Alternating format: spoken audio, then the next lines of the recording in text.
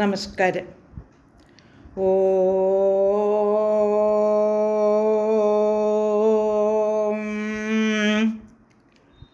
ഓ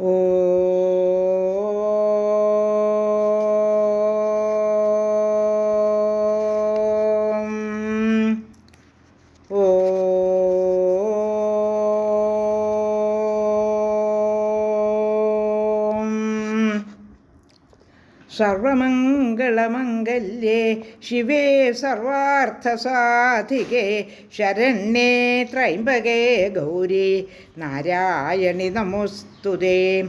ഓം മഹാദേവ്യൈ നമഃ. ശ്രീമദ് ദേവി ഭാഗവതം ദ്വിതീയ സ്കന്ധ പ്രഥമോധ്യായ രണ്ടാമത്തെ സ്കന്ധം തുടങ്ങുകയാണ്. ഒന്നാം സ്കന്ധം 20-ാം അധ്യായത്തിൽ പറഞ്ഞത് പ്രധാനമായും ശന്തനു മഹാരാജാവിൻ്റെ വംശചരിത്രമാണ്. അംബികയെയും അംബാലികയെയും വ്യാസൻ പിടിച്ചുകൊണ്ടുവന്ന്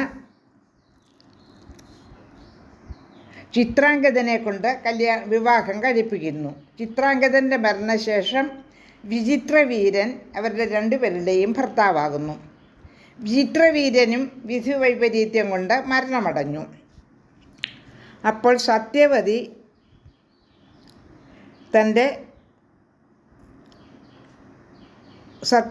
ഗംഗാപുത്രനായ ഭീഷ്മരോട് ഇതിനെന്തെങ്കിലും ഒരു പരിഹാരം കാണണം, രാജാവില്ലാതെ അരാജകത്വം അനുഭവിക്കാനിടയാകരുത്, അതുകൊണ്ട് വ്യാസമഹർഷിയെ കൊണ്ടുവന്ന് ഒരു പുത്രനെ ഉൽപ്പാദിപ്പിക്കണമെന്ന് പറയുന്നു. അങ്ങനെ അംബിക വ്യാസനെ പ്രാപിച്ച് ഒരു പുത്രനെ പ്രസവിക്കുന്നു. അതാണ് ധൃതരാഷ്ട്രർ. അംബാലികയും ഒരു പുത്രനെ പ്രസവിച്ചു. അത് പാണ്ഡു. പിന്നീട് ദാസിയിൽ ഒരു പുത്രൻ ഉണ്ടാകുന്നു. അതാണ് ശുഭനായ വിതുരർ. ഇങ്ങനെയുള്ള ചരിത്രങ്ങളൊക്കെയാണ് പറഞ്ഞ് നിർത്തിയത്. ഇനി ദ്വിതീയ സ്കന്ധ അധ്യായം 1 എന്താണ് പ്രതിപാദിക്കുന്നതെന്ന് നമുക്കൊന്ന് നോക്കാം. ശ്രീമദ് ദേവി ഭാഗവതം ദ്വിതീയ സ്കന്ധ പ്രഥമോധ്യായ വ്യാസജന്മവൃത്താന്തവർണ്ണനം. ഋഷയ ഊചുഹു. ശ്ലോകം 1. ആശ്ചര്യകരമേതത്തെ വചനം ഗർഭഹേതുകം സന്ദേഹോത്ര സമുത്പന്ന സർവേഷാം നസ്തപസ്വിനാം. ഒന്നാമത്തെ ശ്ലോകത്തിൻ്റെ അർത്ഥം: കാരണം നിഗൂഹനം ചെയ്ത് അങ്ങ് പറഞ്ഞ വാക്ക് ആശ്ചര്യമായിരിക്കുന്നു. തപസ്സുകളായ ഞങ്ങൾക്കെല്ലാം അതിൽ വളരെ സംശയവും ഉണ്ടായിട്ടുണ്ട്.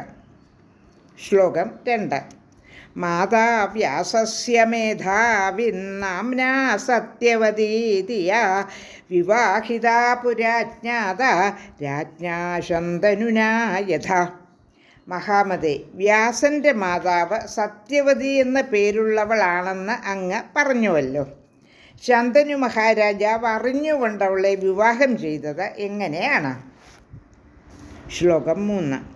തസ്യാ പുത്രകഥം വ്യാസ സതീ സ്വഭവനേ സ്ഥിത ഈദൃശീ സ കഥം രാജ്ഞ പുനഃ ശന്തനുനാ വൃത.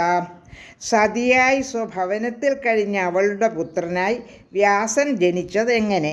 ഇങ്ങനെയുള്ള അവളെ പിന്നീട് രാജാവായ ശന്തനു എങ്ങനെ വിവാഹം ചെയ്തു? ശ്ലോകം 4.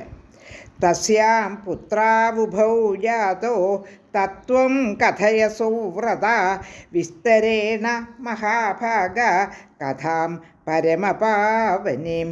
അവളിൽ 2 പുത്രന്മാരുണ്ടായെന്നും അങ്ങ് പറഞ്ഞുവല്ലോ. മഹാഭാഗ, പരമപാവനമായ ആ കഥ അങ്ങ് വിസ്തരിച്ച് പറഞ്ഞാലും. ശ്ലോകം 5. ഉത്പത്തിം വേദവ്യാസസ്യ സത്യാവത്യാസ്തഥാ പുനഃ ശ്രോതുകാമാ പുനഃ സർവേ ഋഷയ സംസൃതവ്രതാഃ. വേദവ്യാസൻ്റെയും അതുപോലെ സത്യവതിയുടെയും ഉത്പത്തിയെപ്പറ്റി വ്രതധാരികളും മഹർഷിമാരുമായ ഞങ്ങളെല്ലാവരും കേൾക്കാൻ ആഗ്രഹിക്കുന്നു.